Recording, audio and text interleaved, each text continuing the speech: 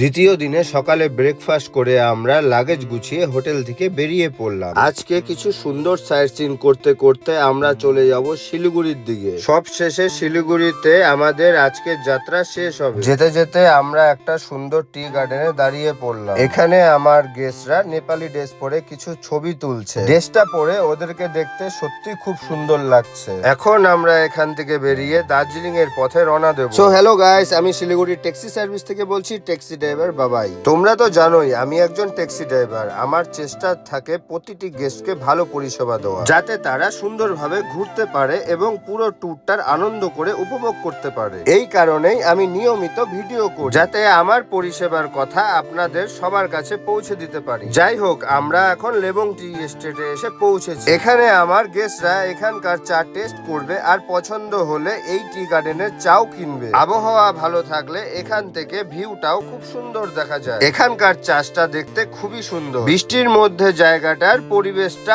আরো সুন্দর লাগছে। তাই বেশি ঘোরাফেরা না করে আমরা চলে গেলাম মল রোডের দিকে। মল রোডে প্রায় 1 ঘন্টা সময় কাটিয়ে এবার আমরা লাঞ্চ করার জন্য চলে যাব। বৃষ্টির মধ্যে ঘোরাঘুরি করে এবার একটু পেট পূজা হয়ে যায়। এটা হচ্ছে প্রদীপ রেস্টুরেন্ট। এখানে খুবই পরিষ্কার পরিচ্ছন্ন ভাবে খাবার পরিবেশন করে। সব শেষে আমরা কাশিয়ানের একটা সুন্দর ভিউ পয়েন্টে দাঁড়িয়ে পড়লাম। তো বন্ধুরা, আজকের ভিডিওটা এখানেই শেষ করছি। যদি ভালো লেগে থাকে অবশ্যই লাইক আর কমেন্টে জানাবেন কেমন হয়েছে।